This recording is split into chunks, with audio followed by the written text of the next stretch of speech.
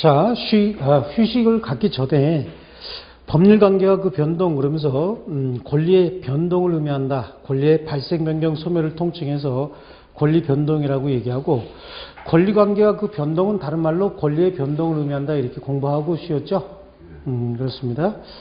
자, 이렇게 법률행위와 권리 변동의 원인은 법률행위 아니면 법률 규정이라고 얘기했는데, 지금 지웠지만 우리 이렇게 둘로 나눠서 법률행위, 법률규정, 법률행위는 의사표시가 있어야 되고, 법률 규정은 의사표시는 필요 없어도 법으로 정해놓은 기타 사실들이 있어야 된다고 얘기했죠. 이런 겁니다.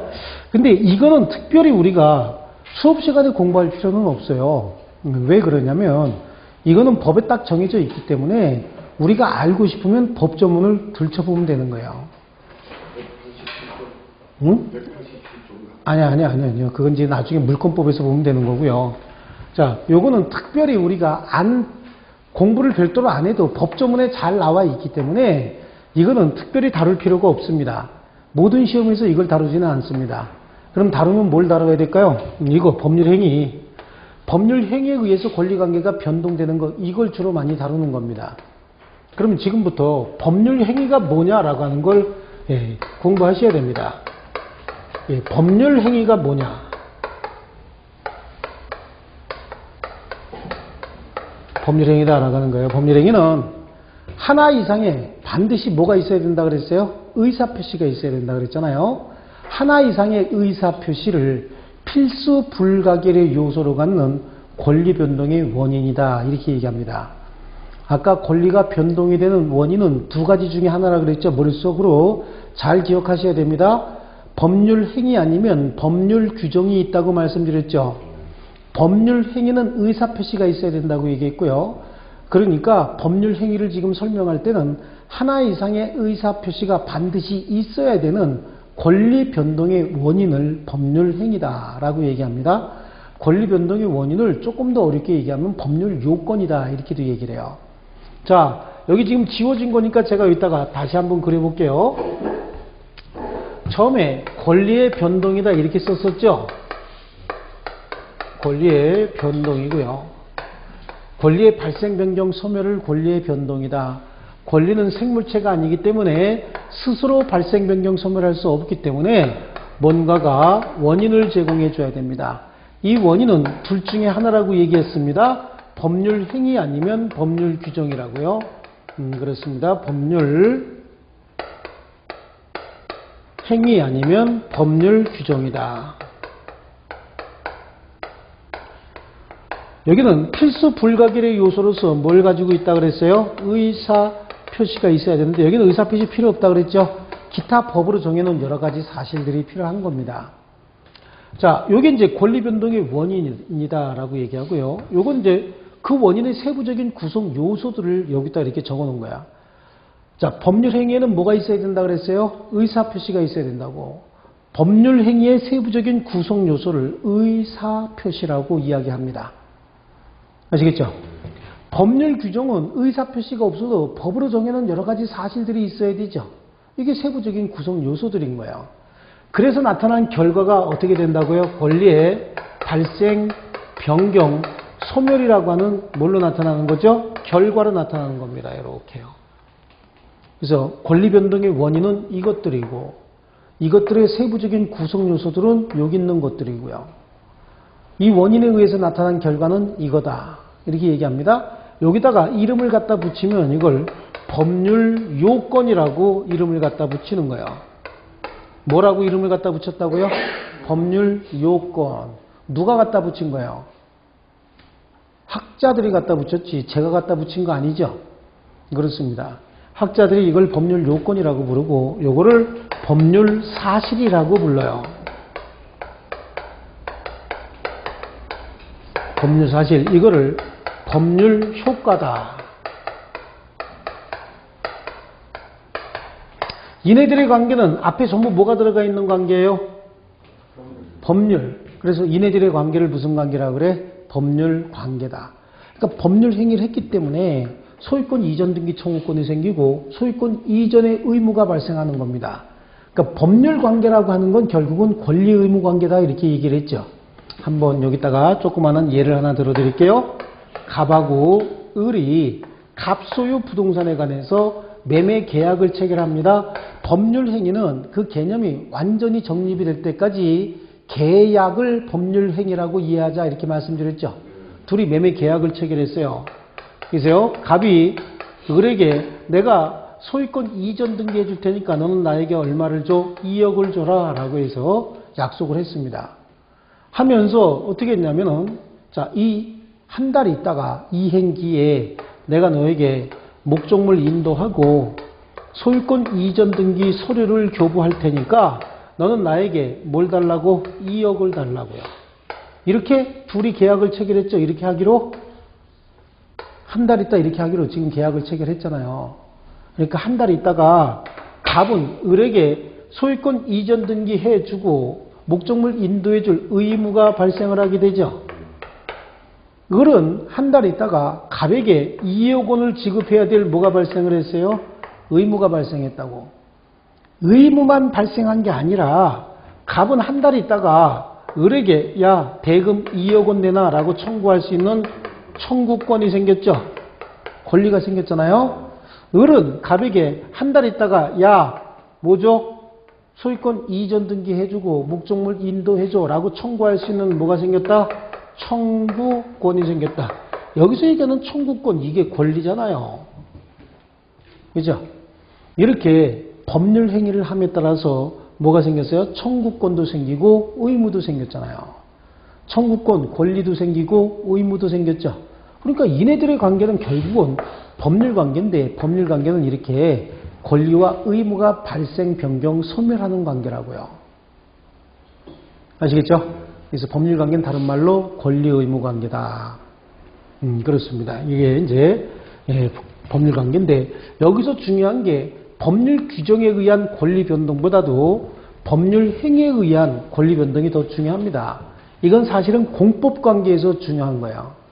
사법 관계에서는 당사자 자유로운 의사에 따라서 거래가 이루어집니다. 그러다 보니까 법률 규정에 정해놓은 것보다는 자유로운 의사에 따라서 거래가 이루어지는 거 이게 훨씬 더 중요한 거예요. 법률 규정에 의해서 권리관계 변동이 더 많을까요? 거래에 의해서 발생하는 권리관계 변동이 더 많을까요? 이게 훨씬 더 많습니다. 게임이 안 될 정도예요. 이거는 진짜 조족지혈도 안 되는 거예요. 이거 엄청나게 많습니다. 여러 가지 법률이 가위바위보 해서 이긴 사람이 진 사람을 업어줘요. 진 사람이 이긴 사람을 업어줘요. 가위바위보 해서 업어주게 한다고. 진 사람이 이긴 사람을 업어주나요? 그건 정하기 나름인 거예요. 그러니까 통상적으로 진 사람이 이긴 사람을 업어준다라고 하는 관념을 가지고 있잖아요. 그런데 또 둘이 가위바위보 하면서 이렇게 정하는 거야. 해보고 결과 보고 정하자고 할 수도 있어요. 애인끼리 하는 거야. 가위바위보에서 남자가 이기면 이긴 사람이 업어주고 여자가 이기면요 진 사람이 업어주고 이렇게 정할 수도 있다니까. 이게 다 뭐야? 합의 계약으로 정하는 겁니다. 그러니까 법률 행위에 의한 권리관계 변동은 그 법률 행위가 굉장히 다양하게 이루어질 수 있어요. 그래서 여기에 공부할 게 많은 거야. 그래서 이거를 집중적으로 공부해야 되는 겁니다. 그 법률 행위는 어떤 유형으로 해야 되는 것이고 법률 행위는 어떤 경우에 성립하고 그 성립한 법률 행위가 효력이 발생하기 위해서는 어떤 요건을 갖춰야 된다라고 하는 거, 이걸 공부해야 되는 겁니다. 그 법률 행위를 당사자가 직접 할 수도 있지만 다른 사람을 시켜서 법률 행위하는 경우도 있겠죠. 그래요. 내가 사장님이고 굉장히 많은 사람하고 동시에 거래해야 됩니다. 그럼 몸을 찢어서 보낼 수는 없잖아요. 그럼 나를 대신해서 한 사람씩 이렇게 보내야 되죠. 그 자들을 뭐라고 불러요? 대리인이라고 부른다고. 이건 이제 법률행위의 대리다 이렇게 얘기를 하고요.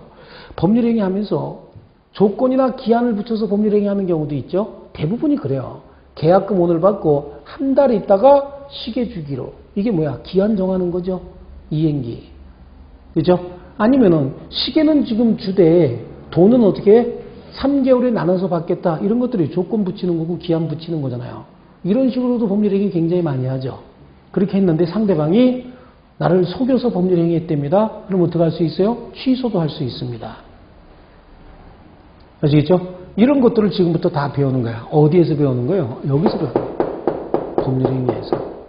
그러면 먼저 법률행위의 종류부터 보셔야 되겠죠.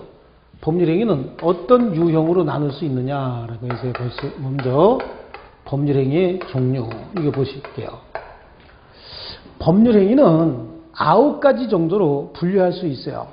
9가지 정도로 그 종류를 분류할 수 있는데 의사표시의 수와 방향에 따라서 분류하는 방법, 또 의사표시 방식에 따라서 분류하는 방법과 그 법률 효과 내지는 작용에 따라서 분류하는 방법, 요 3가지가 주로 시험에 나오고 나머지 6가지는 시험에 거의 나오지 않습니다. 그래서 여기서 법률행위의 종류를 이렇게 나눠놨습니다. 의사표시의 수와 방향에 따라서 단독행위, 계약, 합동행위 이렇게 나누어지고요. 의사표시 방식에 따라서 요식행위와 불요식행위, 나타나는 법률 효과 내지는 작용에 따라서 의무부담행위와 처분행위 이렇게 나누어집니다. 벌써 복잡해지죠? 박스 안에 들어가면 여러분들이 복잡하게 느끼는 이유가 암기해야 될 것 같은 느낌이 있어요. 뭔가 중요한 걸 해놓은 것 같은 느낌이 있잖아요. 그래서 이제 저는 요약집 같은 걸 박스로 잘 안 하는데 이거는 뭐 달리 이렇게 늘어놓으면 더 복잡해질 것 같아서 그냥 집어넣은 겁니다. 특별히 암기해야 되는 건 아니고요. 가볍게 벌써부터 또 이제 암기하려고 고민에 빠진 거야. 이걸 어떻게 암기할까? 암기하지 않으셔도 된다고 하지 마세요. 안 하셔도 되니까요. 자, 종류는 먼저 뭐라고 얘기했어요? 의사표시의 수와 방향에 따라서 정말 시키는 대로만 잘 쫓아오시면요. 본인도 모르게 성적이 올라가요. 근데 본인이 더 나보다 잘한다고 생각을 하시면 이 성적 안 올라가요. 내가 왕년에 이런 거 하시면 안 돼요. 그리고 제가 늘 말씀드리지만 설명할 때 책 보면 성적 안 올라갑니다. 절대 안 올라가요. 여기만 보시고 계셔야 돼요. 여태까지 역대로 제가 처음에 말씀드린 것처럼 설명 잘 듣고 끝까지 출석 잘 하시는 분은 떨어지는 분 거의 없어요. 실제로 그래요. 자, 의사표시의 수와 방향에 따라서 그래요. 먼저 의사표시 수에 따라서 의사표시가 1개인 경우도 있고요. 의사표시가 2개인 경우, 의사표시가 2개 이상 여러 개인 경우. 1개, 2개는 수만 가지고도 충분히 구분이 되는데 2개와 2개 이상 여러 개는 여기는 2개인 경우도 있을 수 있죠. 여기는요. 그러다 보니까 이때 방향이 필요한 거예요. 그래서 의사표시가 1개라는 얘기는 법률 행위를 한 사람이 2사람인데 의사표시가 하나인 경우도 있겠지만 의사표시를 법률 행위하는 사람이 혼자기 때문에 의사표시가 하나만 있는 경우도 있을 수 있죠. 법률 행위를 하는데 법률 행위를 하는 사람이 2사람이요.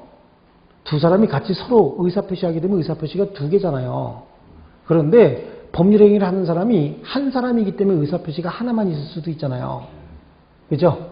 그런데 법률 행위하는 사람이 2사람인 경우에도 의사표시가 하나인 경우가 있다고. 자, 먼저 의사표시 하나만 가지고도 법률 행위가 성립한다. 그래요. 이렇게 일방적 의사표시 하나만 있으면 법률 행위가 성립한대요. 혼자 하는 의사표시다라고 해서 이걸 뭐라고 불러요? 단독행위다라고 부르는데 상대방이 없으면 상대방 없는 단독행위라고 얘기하고 상대방이 있으면 상대방 있는 단독행위다라고 얘기합니다. 없을 무자고 있을 유자예요. 상대방 있는 단독행위. 편하게 그냥 이렇게 쓴 거야. 참 재밌는 거예요, 이게. 표의자가 내가 의사표시하는 사람인데 이 사람을 표의자라고 얘기합니다. 표의자가 일방적으로 의사표시해버리면 표의자가 의도했던 대로 법률효과가 나타난대요. 그 참 상대방이 없으면 그냥 가볍게 할 수 있죠. 유언, 유증 이런 것들인 거야. 재단법인 설립행위, 그 다음에 자기 권리의 포기, 소유권, 점유권의 포기 이런 것들은 나 혼자 특히 유언할 때 누가 꼭 있어야만 유언하는 거 아니잖아요. 혼자 가서 유언할 수 있죠. 그렇죠. 유증도 마찬가지입니다. 유언에 의한 증여 같은 경우도 마찬가지야. 혼자 할 수 있습니다.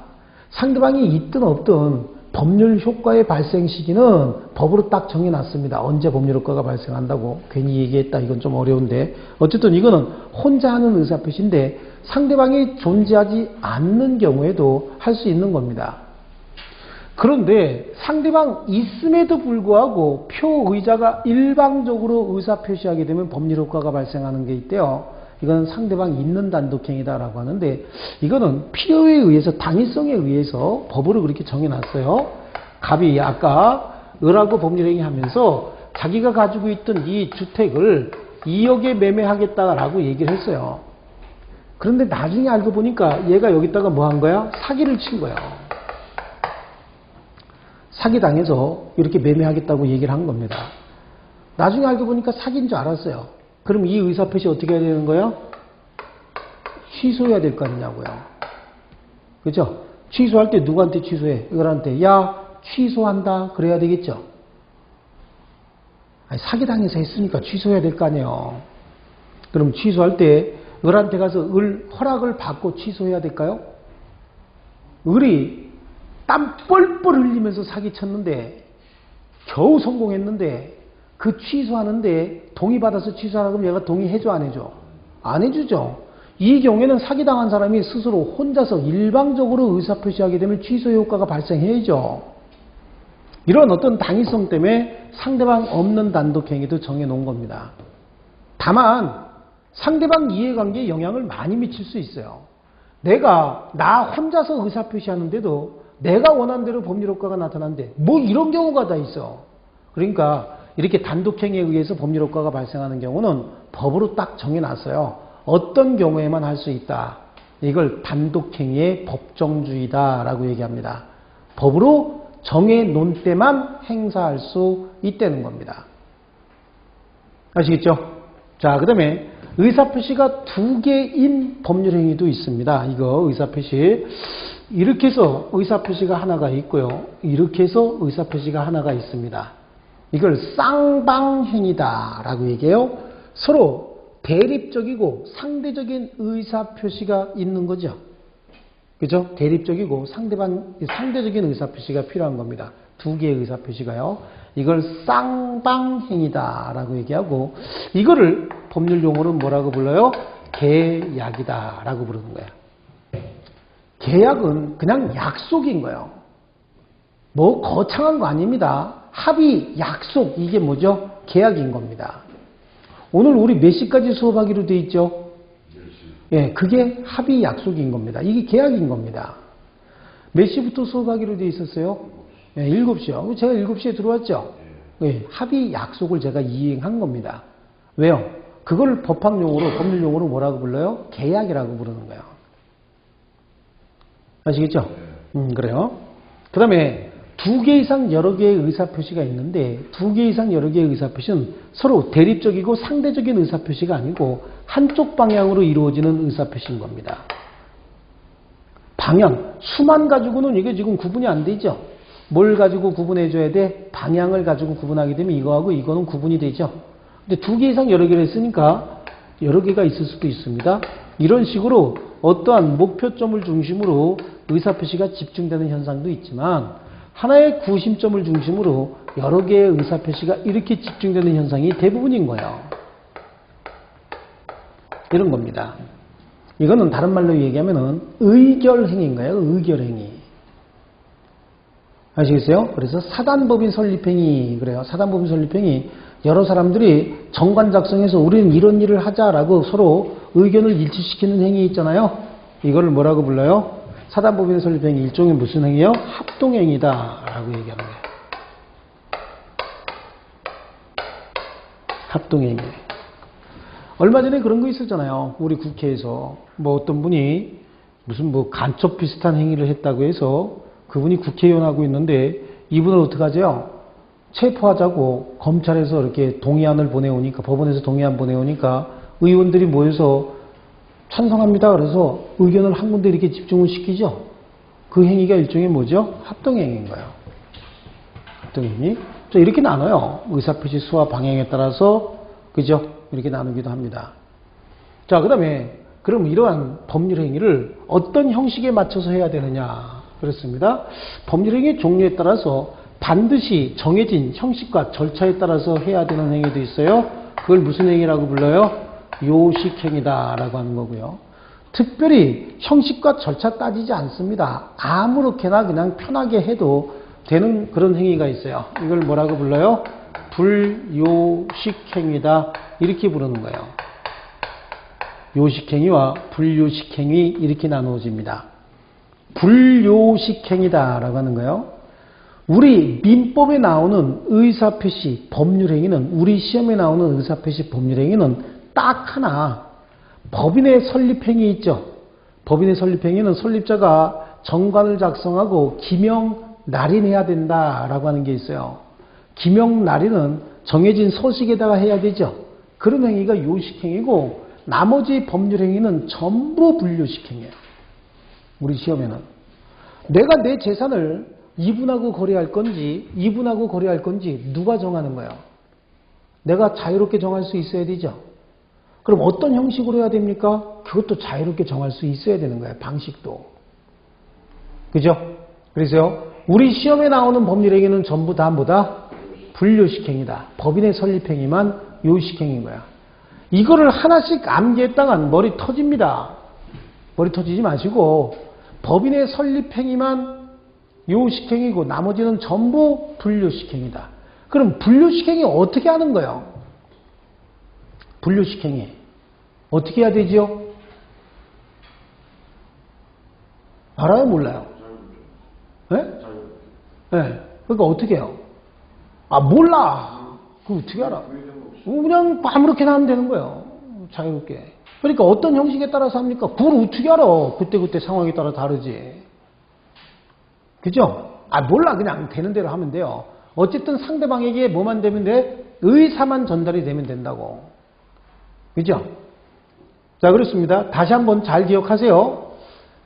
뭐만 요식행위라고 얘기했어요? 법인의 설립행위만 요식행위고 나머지는 전부 불요식행위인데, 뒤에 가면은 가족법상의 법률행위 있잖아요. 친족 상속에 가면 가족법상의 법률행위는 전부 요식행위예요. 근데 재산상 법률행위는 전부 불요식행위라고. 내 재산을 거래해야 됩니까? 꼭?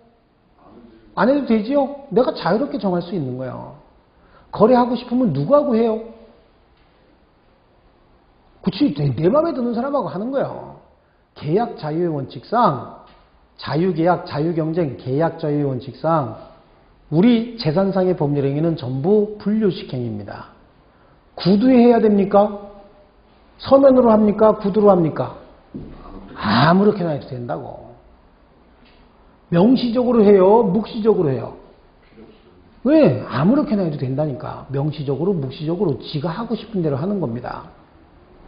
자, 시험에 이런 지문이 나와요. 법률행위는 무슨 계약은 어떤 행위는 반드시 서면에 하여야 한다. 그러면 틀린 지문인 거예요. 무슨 행위는 무슨 계약은 반드시 명시적으로 해야 된다. 그러면 틀린 겁니다. 명시적으로 하든 묵시적으로 하든 구두로 하든 서면으로 하든 다 자유롭게 결정할 수 있어요. 여러분, 임대차 계약은 임차인의 권익을 보호하기 위해서 반드시 서면에 해야 되겠죠? 그럼 틀린 지문이라고. 근데 꼭 그렇게 하고 싶잖아, 그죠? 그런데 그게 틀린 지문이라고요. 서면에 하든 구두로 하든 명시적으로 하든 묵시적으로 하든 법률 효과 똑같습니다. 아헤이, 그 생각하면 안 된다니까. 뭐가 없어요? 그러니까 그건 거야. 왜 우리가 서면에 하느냐 그런 얘기죠. 법률 효과 똑같은데 왜 서면에 하는 걸 좋아하는 거야? 금방 말씀하신 그거란 말이에요. 항상 내가 언제 그랬어 그러고 턱 드는 인간들 있죠.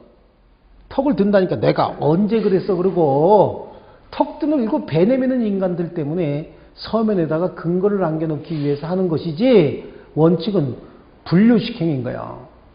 구두, 서면, 명시, 묵시적으로 다 가능한 겁니다. 내가 언제 그랬어 그러고 턱 드는 인간 없으면요, 종이에다 할 필요 없어요. 그죠? 그러면 여러분 한번 보세요.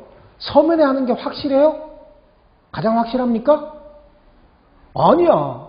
지금 비디오 카메라 가지고 음성하고 대화 내용 전부 어떻게 하면 돼? 녹화해버리는데요. 그거보다 더 확실한 증거가 어디 있어요? 서면보다 더 확실하죠?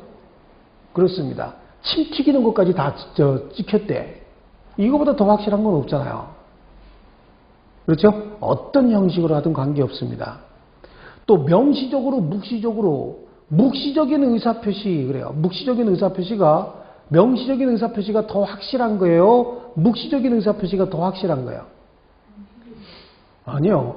묵시적인 의사표시가 더 확실하게 전달되는 의사표시인 거예요. 여러분은 또 묵시적인 의사표시, 그럼 우리가 알고 있는 뭐하고 똑같다고 생각해? 침묵하고 똑같다고 생각하는 거예요, 또. 침묵은 의사표시가 아니라고. 그러니까 우리가 갖고 있는 관념을 자꾸 바꿔야 되는 거야. 내 관념에다가 자꾸만 법에 정해진 걸 맞춰달라고 하지 말고 내가 가지고 있는 관념을 자꾸 바꿔야 된다고. 묵시적인 의사표시가 더 포괄적이고 확실한 의사표시인 거예요. 아시겠어요? 묵시적인 의사표시의 예를 제가 하나 들어드릴게요. 여기 어떤 샵이 있습니다. 샵에 쇼 윈도우인데 쇼 윈도우에 새가, 말하는 새가 한 마리 있어요. 이렇게 새가. 새. 말하는 새요. 여기 지금 걸이 하나 지나갑니다. 걸. 이렇게요. 머리 길면 걸이죠? 이렇게 머리 길었어요. 걸이 지나가는데 얘가 한 마디 합니다. 헤이 아가씨 그러고 불러요. 그 아가씨가 왔습니다. 너 참 못생겼다 그런 거야. 이따가 되고. 이게 죽으려고 환장했죠. 새가 사람한테 너 참 못생겼대. 그것도 아가씨한테. 그 좋아하는 아가씨 없죠? 이 아가씨 저는 너무 새가 앞에 뭐 얘기인지 아시겠죠? 저런 무슨 새가 그죠? 그러면서 지나가면서 저거 이러면서 갔어요. 그리고 그 다음날 조금 일찍 일어났어요. 그래서 얼굴에다가 분 발랐어요. 분 바르고 그렇죠? 입술도 발랐겠죠? 그리고 여기다가 눈에다가 또 파란 색깔도 조금 바르고 왔어요. 그리고 지나가는데 이 새가 보더니 헤이 아가씨 그러고 부른 거예요. 두 번째. 불러서 뭐라고 얘기하냐면 야 호박에 줄 그으면 수박 되냐 그렇게 얘기합니다. 못생겼다고 했습니까? 첫 번째 뭐라고 얘기했어요? 너 참 못생겼다라고 얘기했죠. 두 번째는 지금 뭐라고 얘기했다고요? 호박에 줄 그으면 수박 되냐고 얘기했다고. 못생겼다고 한 겁니까 안 한 겁니까? 한 거죠. 똑같은 얘기 했죠. 근데 못생겼다고 직접적으로 명시적으로 얘기했어요? 안 했잖아요. 하지만 약은 더 오르죠. 너 참 못생겼다 보다 야 호박에 줄 긋는다고 수박 되냐 그게 더 약 오르는 거야. 그랬더니 이 사람이 들어가갖고 주인한테 막 난리를 칠 겁니다. 어떻게 주인이 돼갖고 새를 이따위로 교육을 시켜가지고 한 번만 더 그러면 내가 이거 털 다 뽑아서 잡아 먹어버릴 거라고 얘기했습니다. 주인이 무릎 꿇고 빌었겠죠. 아이고 잘못했다고 죄송하다고 눈물까지 흘리면서 빌었어요. 그 다음날 갑니다. 그 다음날 싹 지나가는데 새가 교육을 잘 받았는지 쭈삣쭈삣 말을 하려고 그러다가 말을 못하는 거야. 그러니까 그럼 그렇지 지까지 깨그러고 이렇게 가는데 새가 불러요. 여기서 헤이 아가씨 그런 거야. 그때 가까이 가갖고 이걸 그냥 그러고 눈을 부라리고 쳐다보니까 조용히 얘기합니다. 알지? 라고 얘기해요. 못생겼다고 얘기한 겁니까? 속은 더 뒤집어지죠? 명시적으로 안 했다고. 이런 의사표시가 전부 뭐죠? 묵시적인 의사표시인 거예요. 이런 게. 꼭 이렇게 얘기해야 됩니까? 이게 더 열받죠? 그렇습니다. 이게 묵시적인 의사표시인 거예요. 그래서 묵시적인 의사표시가 더 포괄적이고 확실한 의사표시인 거예요. 자, 물건을 샀어요. 근데 이 물건이 좋다고 얘기했는데 사기당했어. 완전히 이건 완전히 마데인 차이나야. 차이나에서 그냥 마대자루로 잔뜩 들어온 물건이요. 그리고 어떻게 사기당했잖아요. 가서 취소하고 싶으면 뭐라고 하면 되는 거야? 취소한다 라고 얘기합니다. 돈 돌려줘라 라고 하는 거죠. 이게 명시적인 의사표시잖아요. 그죠? 근데 어떻게 하는 거야? 물건 갖다 던져요. 얼굴에다 던지면서 돈 내라! 라고 얘기하고 있어요. 취소하겠다고 명시적으로 의사표시 했어요? 안 했어요? 안 했잖아. 하지만 물건을 던지면서 돈 돌려달라는 얘기는 뭐죠? 이미 취소하겠다는 의사가 전달이 된 거죠. 그 의사표시가 뭐예요? 묵시적인 의사표시라고. 침묵 아니요. 아시겠죠? 예, 침묵이라고 생각하시면 안 되는 거예요. 그러니까 여러분이 가지고 있는 관념을 자꾸 조금씩 바꾸셔야 돼요. 그래야 됩니다. 안 그러면 내가 가지고 있는 관념에 선생의 설명을 맞춰달라고 요구하기 시작하면 성적 안 올라갑니다. 자기가 가지고 있는 관념에다 자꾸만 이유를 찾아서 자꾸만 연결시키려고 하시면 안 돼요.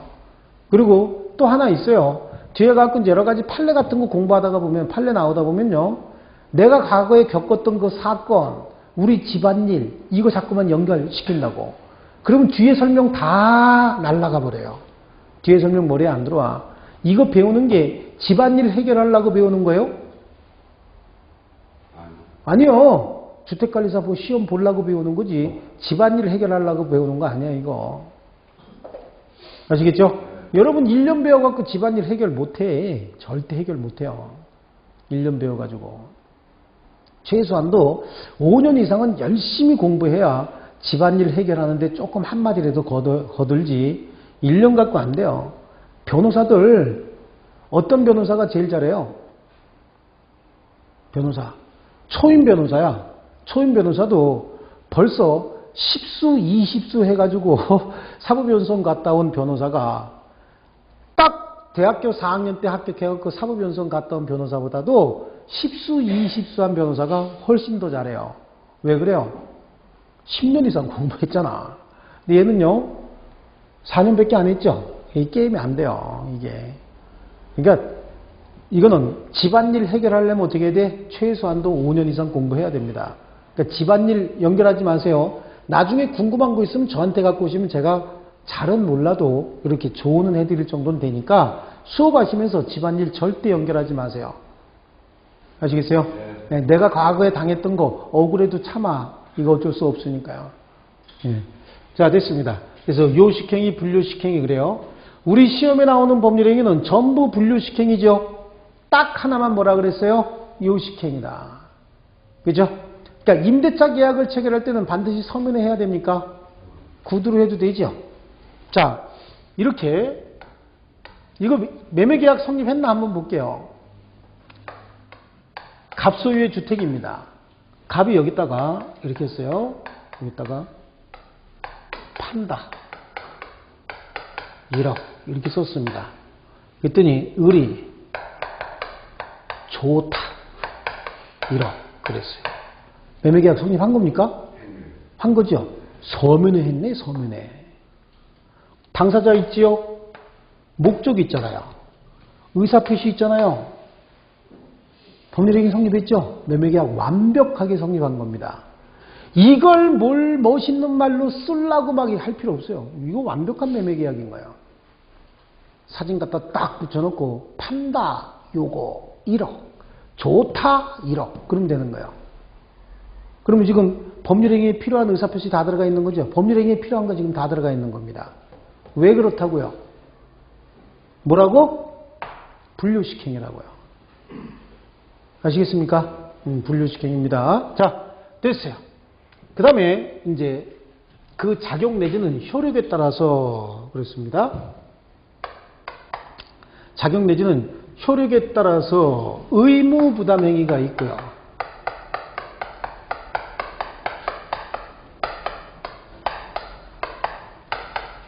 처분행위가 있다라고 얘기를 합니다. 의무부담행위, 처분행위 그래요.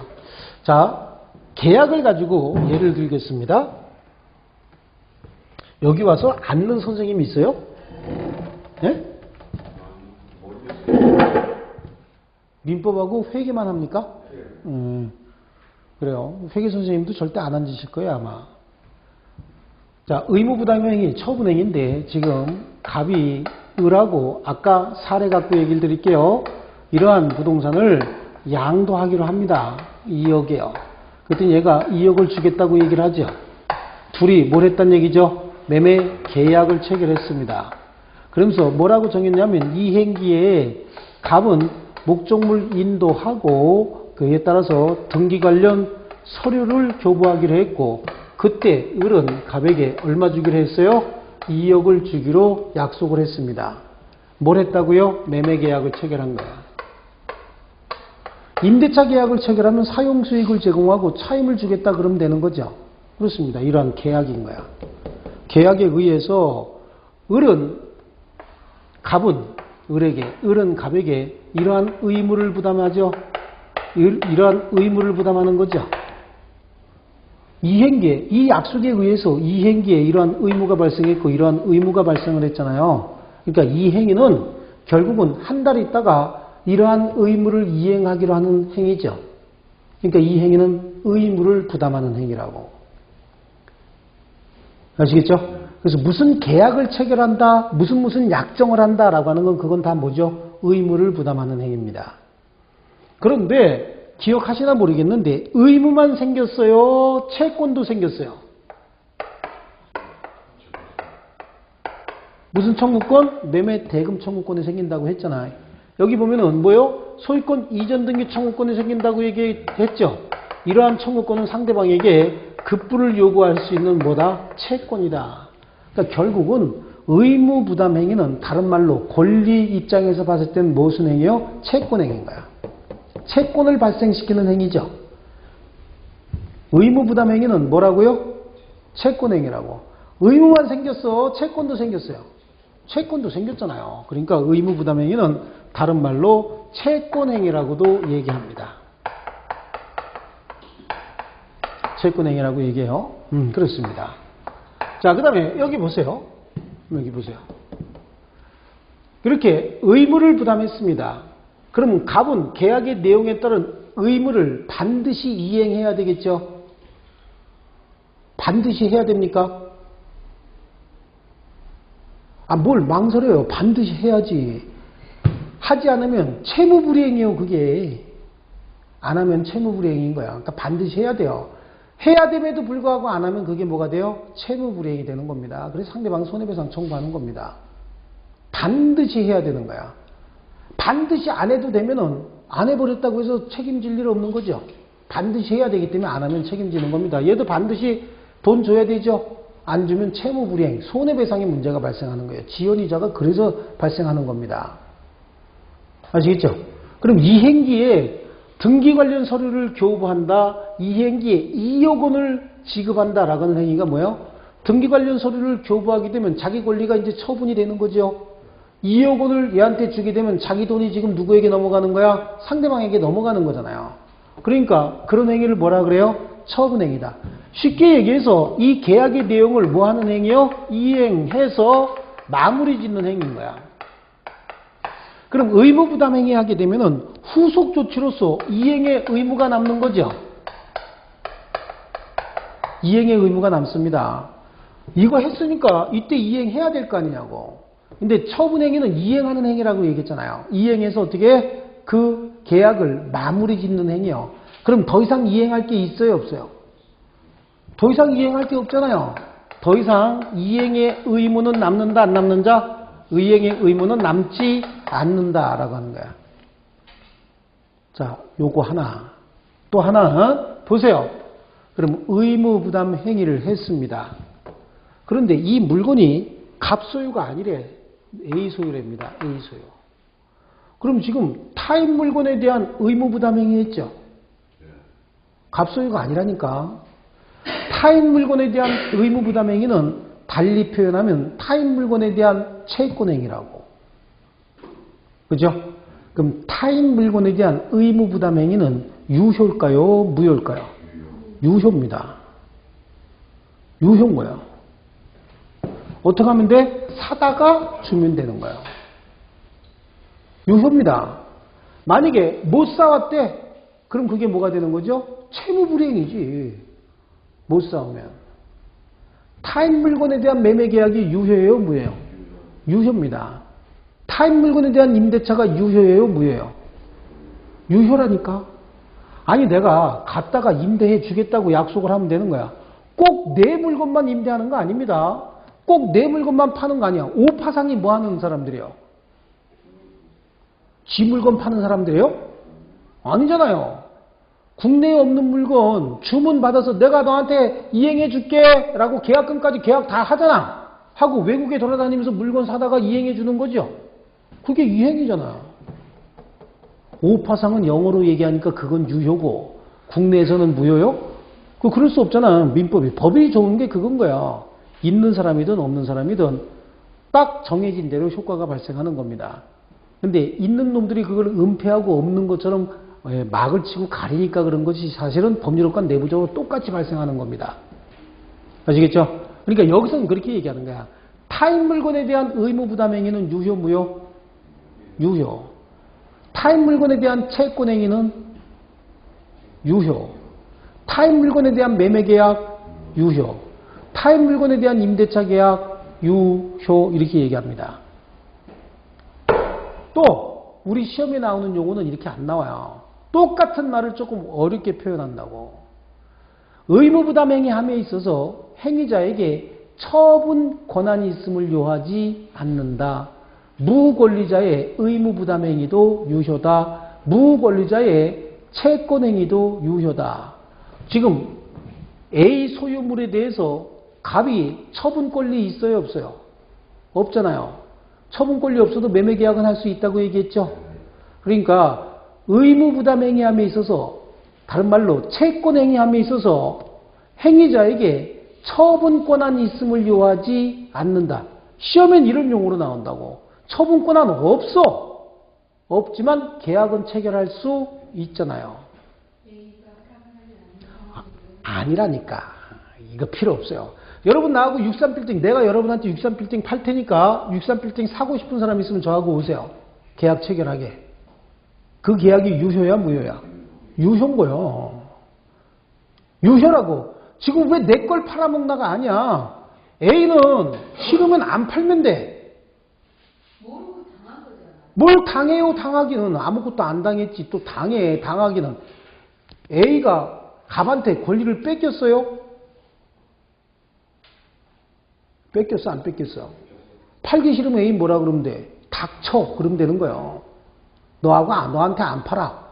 그럼 갑은 지금 을한테 뭐라 그랬어? 이 물건 사다 주겠다고 했는데 A가 안 팔면 뭐요? 채무불이행이지. 그러면 A 권리는 전혀 침해가 안 되는 거야. 지금 뭔가 팔아먹은 듯한 느낌, 뭔가 뺏긴 듯한 느낌이지. 그걸 빨리 바꿔야 된다니까. 그런 의식을. 그래요. 하나도 안 뺏겼어. A가 나중에 알고서 야, 네가 뭔데 내 집을 네 맘대로 팔어? 라고 할 수 있어, 없어요? 없다니까. 전혀 관계없어. A는 전혀 관계없어요. 만약에 갑이 와서 이런 얘기합니다. 네 집 나한테 팔을래? 그럼 A가 뭐래요? 안 팔아? 그럼 끝이요. 그럼 갑은 을한테 저 집 사다 주겠다고 했는데 못 사다 주잖아 지금. 그럼 뭐야? 계약의 내용에 따른 이행을 못하니까 그게 채무불이행이요. 손해배상 책임지면 되는 거예요. 나하고 63빌딩 매매계약 체결합니다. 제가 메이도인으로 저하고 계약을 체결해. 유효야, 유효. 63빌딩이 무슨 손해봤어요 지금? 나하고 계약 체결해서? 아무 손해 없죠? 제가 가고 63빌딩 사야 될 거 아니야? 못 샀죠? 못 사서 이행을 못 해주죠? 그럼 여러분들이 저한테 뭐 하면 되는 거지? 손해배상 청구하면 되는 거예요. 63빌딩 지금 손해 났어, 안 났어? 아무 손해 없는 거예요. 아시겠죠? 그래, 제가 63빌딩에 대한 처분 권한이 있어요, 없어요? 없어요. 처분 능력도 없죠? 근데 무권리자가 여러분들하고 매매계약을 체결합니다. 매매계약이 무효라고 한다면 나한테 손해배상 청구할 수 없는 거잖아. 매매계약이 유효인데 내가 이행을 못하니까 채무불이행이지. 매매계약이 무효 같으면 이행할 의무 자체가 처음부터 발생하지 않는 거예요. 그러니까 손해배상도 청구할 수 없는 거겠죠. 이해되셨어요? 이 의식 빨리 바꿔야 됩니다. 안 바꾸면 안 돼. 됐고요. 그러면 처분행위 보시자고요. 처분행위. A가 안 판다고 하는데 지가 등기부를 위조했어요. 등기부를 위조해서 지 이름으로 등기한 거야. 그래서 을한테 소유권 이전 등기까지 해줬습니다. 이런 행위요. 처분까지 해주는 행위가 뭐죠? 이행하는 행위가 처분행위잖아요. 그렇죠? 처분행위 지금 A가 갑한테 권리를 양도한 게 아니라 권리는 A가 그냥 가지고 있는데 외형상 등기부만 위조해서 얘한테 소유권 이전 등기해줬죠. 그러면 을은 소유권 취득한 거예요? 못한 거예요? 을은 소유권 취득하지 못했죠? 소유권은 누가 가지고 있어요? A가 가지고 있어요. 등기부상의 명의는 누구에게 있고? 을에게 있잖아. 등기부 위조해서 소유권 이전 등기까지 해줬다니까. 등기 관련 서류 위조해서. 그럼 등기는 을 이름으로 돼 있는데 소유권은 누구에게 있어요 지금? A에게 있잖아. 진정한 권리하고 등기하고 일치해야 안 해요? 안 해요. 그럼 이 등기는 무효인 거예요. 이런 등기를 무슨 등기라 그래요? 무효인 등기다 이렇게 얘기하는 거야. 을은 권리 취득한 거 있어요 없어요? 없잖아. 을은 소유권 취득하지 못했죠. 그러니까 무권리자의 처분행위는 뭐다? 무효다. 무권리자의 처분행위는 무효인 겁니다. 타인 물건에 대한 처분행위는요. 무효죠. 타인 물건에 대한 채권행위는 유효라고 얘기했잖아요. 근데 타인 물건에 대한 처분행위는 뭐가 돼? 그러면 무효가 되는 거지. 아시겠죠? 타인 물건에 대한 처분행위는 무효다. 이때 물건을 처분하게 되면 물권행위라고 얘기를 하는 거야. 기타 재산권을 처분하게 되면 이걸 준물권행위다 이렇게 얘기를 합니다. 소유권은 물권이기 때문에 소유권을 처분하게 되면 물권행위를 한 겁니다. 그러니까 여기서 물어본다고. 이거 여기서 안 물어보고 여기요. 타인 물건에 대한 물권행위는 유효예요 무효예요? 이 행위는 타인 물건, 타인 권리에 대해서 하면 무효라고 얘기했잖아요 지금. 이거는 유효라고 얘기했죠. 처분행위를 뭐라고 나눠? 물권행위와 준물권행위로 나누는 거야. 그러니까 타인 물건에 대한 물권행위는 무효입니다. 물권행위 함에 있어서 행위자에게 처분 능력이나 처분 권한이 있어야 되죠. 여기는 처분 능력이나 처분 권한이 없어도 된다고. 조금 더 나가봤는데 역시 조금 힘들구나. 그렇죠? 근데 완전히 기초예요. 여러분이 이 관념을 빨리 바꾸셔야 돼. 지금 속으로 남의 물건을 팔아먹는단 말이야. 이 생각 빨리 바꿔야 된다고. 먹긴 뭘 먹어. 배가 고파도 그렇지. 뭘 먹어요. 먹을 거 아니야. 이거 먹는 게 아니라 뭐 하는 거지? 합의 약속하는 거라니까. 합의 약속하는 거고 이건 어떻게 해? 이행해 주는 거고. 아시겠어요? 의식 바꾸셔야 돼요. 좋습니다. 그래서 오늘은 법률관계와 그 변동 중에서 의무부담행위와 뭐요? 처분행위. 그렇죠? 의무부담행위와 처분행위인데 거기에 보시면 의무부담행위 옆 뒤에다가 무권리자의 의무부담행위 유효다 이런 얘기는 안 써놨죠? 안 써놨어. 지금 쓰지 마세요. 지금 쓰지 마시고 지금 여러분 한 방에 이해 안 됐어요. 한 방에 이해 안 됐는데 지금 아주 웃기는 게 11, 12 과정에 이거 설명하면 이해 가요.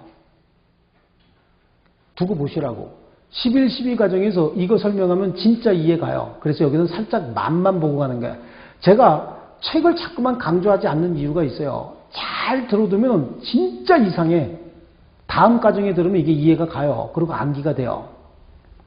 아시겠어요? 그러니까 굳이 암기하려고 들지 마세요. 편안하게 잘 들으시라고. 근데 우리가 평상시에 생각하는 거하고 너무 많이 다른 것들이 있죠. 가끔가다. 그것만 이렇게 바꾸려고 노력하면 돼요. 아시겠어요? 자기가 생각하고 있는 틀에다가 집어넣으려고 하지 마시고요. 자, 고생 많으셨습니다. 다음 주 뵙겠습니다.